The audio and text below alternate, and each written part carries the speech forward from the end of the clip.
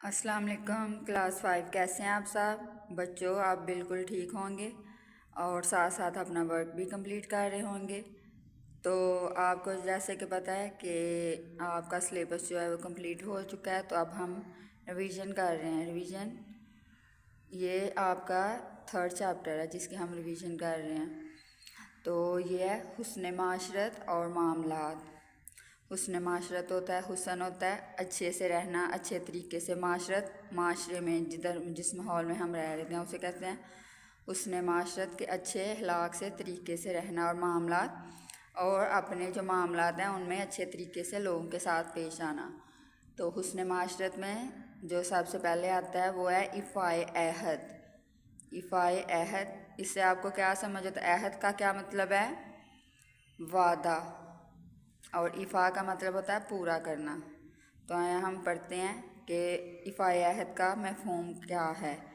इफ़ाए अहद से मुराद अपने वादे, अपनी बात, ज़िम्मेदारी और फ़र्ज़ को पूरा करना है। इसमें क्या आ जाता है? वादे को पूरा करना, आप जो बात कर रहे हैं उसको पूरा करें। और ज़िम्मेदारी, आपकी ये ज़िम्मेदारी है, आपने जो बात किया उस पर अमल करें। और फ़र्ज़ को पूरा करना, जब आप कोई बात करते हैं, कोई वादा करते हैं तो आप पर फ़र्ज़ हो जाता है कि आप उस बात को, उस वादे को पूरा करें। तो इससे इफ़ाए अहद से क्या मुराद है? ये सारे मामलात को अच्छे तरीके से देखना, उन पर अमल करना। इफ़ाए अहद को वादे की पाबंदी भी कहते हैं। आम तौर पर इफ़ाए अहद से मुराद वो वादे लिए जाते हैं जो हम एक दूसरे से करते हैं। इसमें दुनियावी वादों की पाबंदी भी शामिल है और इन वादों की पाबंदी भी जो अल्लाह ताला और इसके रसूल सल्लल्लाहु अलैहि वसल्लम ने हम पर आयद की है। तो जैसे कि दुनियावी वादे के क्या होते हैं, इनमें आ जाते हैं जैसे कि आप क्लासरूम में देख लें, आप में तो आपने किसी से कोई चीज़ ली है तो आपने उसको कहा है, या कॉपी ली है किसी की, या बुक ली है तो आपने उसको कहा है कि मैं आपको सुबह वापस कर दूंगा। तो ये एक तरह से वादा हो गया कि आपने उसको ये बात कही है कि मैं इसको पूरा करूंगा। लेकिन अगर आप कल उसकी वो चीज़ वापस नहीं करेंगे तो वो क्या होगा? वो इफ़ाए अहद की पाबंदी नहीं होगी। तो इसलिए आपको ये आसानी है कि आप जो भी काम करना चाहें आप खुद उसकी तरफ से ये कह सकते हैं कि मैं इतने टाइम तक ये काम करूँगा। ये कोई ज़बरदस्ती नहीं है। जब तक आप आसानी से कर सकते हैं उतना टाइम लें कि हम इस टाइम में ये काम करेंगे। अगर उस टाइम में आपने वादा कर लिया, उसमें देर कर दिया या टाइम पे उसको पूरा नहीं किया तो वो क्या होगा? वादे की खिलाफ वर्जी हो जाएगी। तो अगर आपने कोई बात करनी है तो फिर उसको पूरा करना, फिर आप पर यह ज़िम्मेदारी होती है कि आप उस काम को पूरा करें। और इस्लाम में वादे की पाबंदी से क्या मुराद है कि जब कोई मुसलमान है वो कलमा तैयबा पढ़ लेता है, ज़ाहिर है इस्लाम की बुनियाद तो कलमा तैयबा पर है। तो जब मुसलमान होने के लिए कलमा तैयबा पढ़ना ज़रूरी है। तो जब हम कलमा तैयबा पढ़ते हैं तो हम अल्लाह ताला से और उसके रसूल से इस बात का इकरार करते हैं कि हम अल्लाह ताला ने जो हम पर इबादतें, जो अहकामात हम पर फ़र्ज़ किए हैं, हम उसकी पाबंदी करें। तो ये भी एक तरह से अल्लाह ताला के साथ वादा होता है कि हम कलमा तैयबा का इकरार करते हैं और पढ़ के ये इकरार करते हैं कि हम नमाज़ पढ़ेंगे, रोज़ा रखेंगे और कुरान की तालीमात पर अमल करेंगे। तो इफ़ाए अहद की क्या अहमियत है, हम इसको कुरान मजीद में देखते हैं कि इसकी कितनी अहमियत बताई गई है। तो सूरतुन नहल की आयत नंबर 91 है। तो इसका तर्जुमा हम पढ़ते हैं। और जब तुम अल्लाह से वादा करो तो उसे पूरा करो। इसमें यह आ जाता है कि आपने कलमा तैयबा पढ़ा है और अल्लाह से वादा किया है तो फिर हमें क्या करना चाहिए? नमाज़ पढ़नी चाहिए, रोज़े रखने चाहिए और इसी तरह दूसरे नेक काम करने चाहिए, हुज़ूर पाक सल्लल्लाहु अलैहि वसल्लम की तालीमात पर अमल करना चाहिए। तो क्या है? इसको पूरा करना चाहिए। इसी तरह कुरान मजीद में एक और जगह पर मोमिनीन को, यानी मोमिनीन कौन होते हैं? जो मुसलमान होते हैं, कलमा तैयबा पढ़कर इस्लाम का इकरार करते हैं। तो फिर उनको मुखातिब करके कहा गया है कि ए ईमान वालो अपने अहद पूरे करो। जब आप ईमान ले आते हैं किसी चीज़ पर پھر آپ پر فرض ہو جاتا ہے کہ آپ اپنے اس کمٹ کو پورا کریں جو آپ نے کیا ہے۔ ہم جو وعدہ کرتے ہیں اس کا پورا کرنا ہم پر فرض ہے۔ اگر ہم کسی سے کوئی وعدہ کریں اور اسے پورا نہ کریں تو قیامت کے دن ہم سے اس کے متعلق پوچھا جائے گا۔ اگر ہم نے وعدہ کیا اس کو پورا نہیں کریں گے تو پھر وہ بندہ بیچارہ تو کچھ نہیں کر سکے گا، تو وہ تو بے بس ہے، ٹھیک ہے۔ تو پھر آپ لوگوں کو اس کی سزا میں، اگر آپ وعدہ نہ پورا کریں گے تو قیامت کے دن بھی آپ کو اس بارے میں پوچھا جائے گا۔ اور سورۃ بنی اسرائیل کی آیت نمبر 34 ہے، اور عہد کو پورا کرو، بے شک عہد کے بارے میں پوچھا جائے گا۔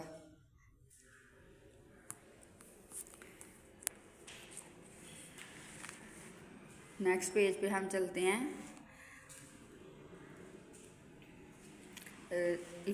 جو شخص وعدہ نہیں پورا کرتا تو اس کے بارے میں حضور پاک صلی اللہ علیہ وسلم نے فرمایا ہے کہ جو شخص وعدے کی پابندی نہیں کرتا اس کا کوئی دین نہیں ہے، ٹھیک ہے۔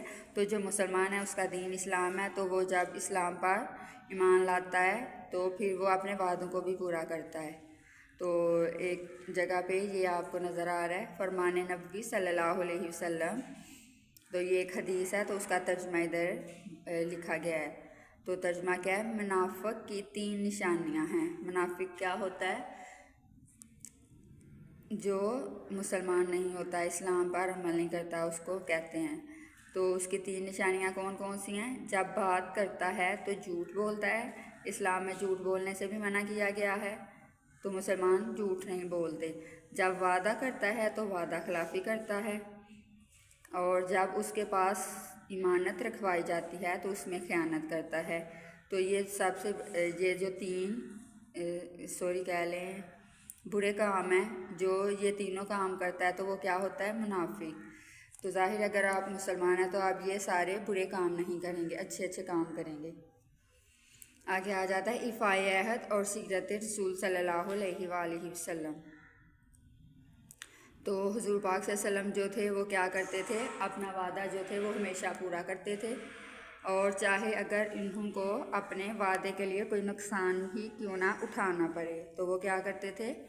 اپنے ہر وعدے کو پورا کرتے تھے، کیونکہ اسی سے کفار کو آپ کے اوپر یقین تھا، وہ اپنی مانتے اپنے پاس رکھواتے تھے، جو بات کرتے تھے اس کو پورا کرتے تھے۔ تو ان کی اسی عادت اور حسن سلوک کی وجہ سے بہت سے لوگوں نے، یعنی کہ کفار نے، اسلام قبول کر لیا تھا کہ وہ جو بات کرتے تھے اس کو کر کے دکھاتے تھے۔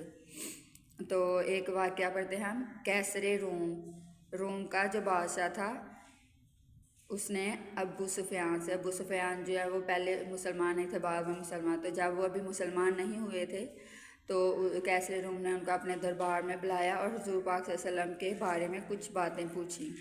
تو ان میں سے ایک بات کیا تھی کہ انہوں نے پوچھا، کیا محمد صلی اللہ علیہ وعلیٰ آلہ واصحابہ وسلم نے کبھی عہد شکنی کی ہے؟